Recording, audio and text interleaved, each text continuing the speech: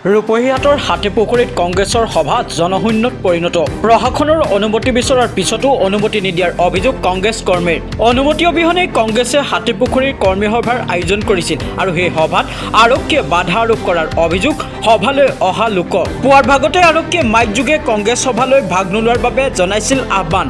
আৰু কংগ্ৰেছৰ সভাত মানুহ আহিব নোৱাৰাত প্ৰশাসনৰ বিৰুদ্ধে ক্ষোভ উজাৰিছে কংগ্ৰেছ কৰ্মীয়ে। Bureau report, Assam north east news live. পুৰা অৰ্ধসামৰিক বাহিনী আৰক্ষী বাহিনীয়ে কংগ্ৰেছৰ সভা আছিলে পাছত নগাঁও জিলা প্ৰশাসনে কোনো অনুমতি দিয়া নাই আৰু চাৰিওপিনে বেৰিকেড লগাই মানুহ বাধা প্ৰদান কৰি দিছে। সেয়া আৰু এইটো আৰু লগতে চাম বুলি এটা কৰিব, কিন্তু তৎসত্বেও তেওঁ উঠি পৰি লাগিছে আমাৰ কংগ্ৰেছ কৰ্মীসকলৰ এজন কৰ্মী নিজৰ ব্যক্তিগত ঘৰৰ ব্যক্তিগত মাটিৰ চোতালত আমি আজি লগ খোৱাৰ কথা আৰু লগ খোৱাৰ উদ্দেশ্য একেবাৰে সাধাৰণ কথা।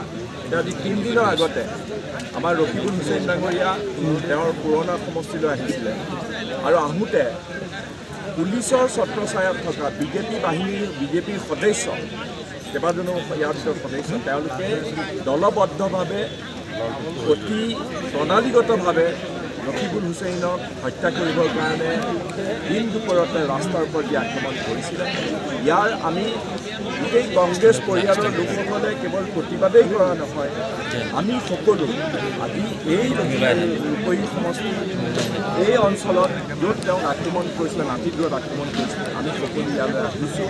আহি পেলাই ৰকিবুল হুছেইন ডাঙৰীয়াৰ প্ৰতি আমাৰ একাত্মভাৱ, আমাৰ সমমৰ্মিতা আৰু আমাৰ সকলো ধৰণৰ আমি কংগ্ৰেছ পৰিয়াল যে একলগ হৈ এনেকুৱা ধৰণৰ গুণ্ডা বাহিনীৰ যি অত্যাচাৰ পুলিচৰ ছত্ৰছায়াত থাকি পেলাই প্ৰশাসনৰ ছত্ৰছায়াত থাকি পৰাভূত কৰি হিমন্ত বাহিনী তাৰ বাবে মই ইয়াৰ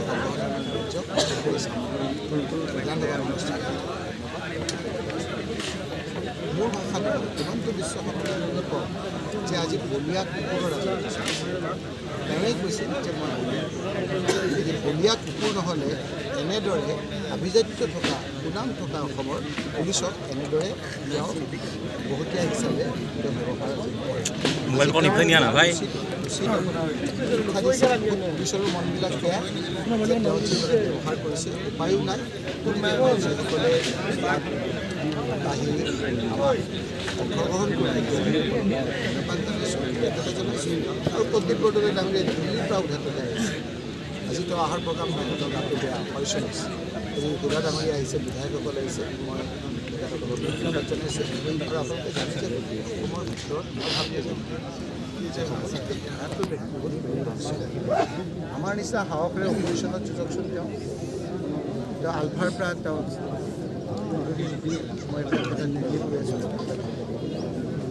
যেতিয়াই যাৰ পাল্লাভাৰী তাত বিজেপিৰ পাল্লাভাৰী আছে, কংগ্ৰেছৰ পাল্লাভাৰী কংগ্ৰেছ, বিজেপিৰ পাল্লাভাৰী বিজেপি। অপজিশ্যন কৰকচোন। মই কৈছোঁ নহয়, আৰ্টিষ্ট নাম নেকি চিনেমাখনত তেওঁ যিমান অপকৰ্ম ৰাইজে চাই আছে, ৰাস্তাই দৌৰাই ইয়াৰ বিচাৰে। গতিকে ৰাইজক আজি ধন্যবাদ জনাইছোঁ, আপোনালোককো ধন্যবাদ জনাইছোঁ। বহুত সাংবাদিককো আজি চুক্তিৰ ভাৰপ্ৰাপ্ত বিষয়ে প্ৰতিশ্ৰুতি দিছিলে, নিদিয়ে ৰাতিৰ ভিতৰত কৰায়ত্ব কৰি নকৰিলে। আমি বিধানসভাৰ পৰ্যায়ত প্ৰতিবাদ কৰোঁতো বিধানসভাৰ পৰ্যায়তো আমাৰ পাৰ্লিয়ামেণ্ট এফেয়াৰ্ছ মিনিষ্টাৰে মুখ্যমন্ত্ৰী ডাঙৰীয়াৰ হৈ তেওঁলোকে প্ৰতিশ্ৰুতি দিলে যে ইয়াৰ আসামীসকলক কৰায়ত্ব কৰিব, উপযুক্ত ব্যৱস্থা ল'ব। কিন্তু আজিলৈকে তেওঁলোকে ব্যৱস্থা নল'লে।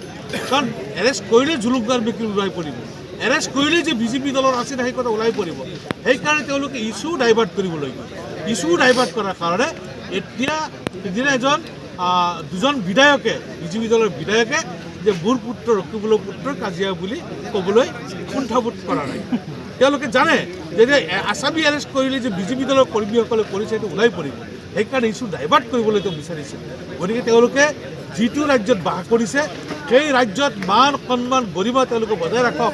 আজি অসমীয়াৰ ওপৰত আক্ৰমণ কৰিছে, আজি অসমীয়া জাতিৰ ওপৰত আক্ৰমণ কৰিছে।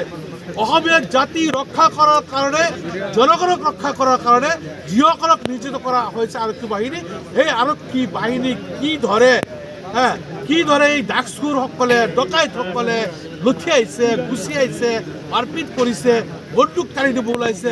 তাৰ পিছতো আৰক্ষী বিভাগৰ কোনো লাজ নাই তেওঁলোকৰ আৰক্ষী বিভাগে আক্ৰমণ কৰাৰ পিছতো আৰক্ষী বিভাগে সেই অপৰাধীসকলক কৰায়ত্ব কৰিব পৰা নাই আমি ধিক্কাৰ দিছোঁ আৰক্ষী বিভাগক আমি ধিক্কাৰ দিছোঁ গৰিহণা দিছোঁ আৰক্ষী বিভাগৰ এনেকুৱা খাকী পোছাক নিপিন্ধি তেওঁলোকে খাকী পোছাক পৰিহাৰ কৰি তেওঁলোকে বিজেপি দলত জইন কৰক সেইটো মই আশা কৰিছোঁ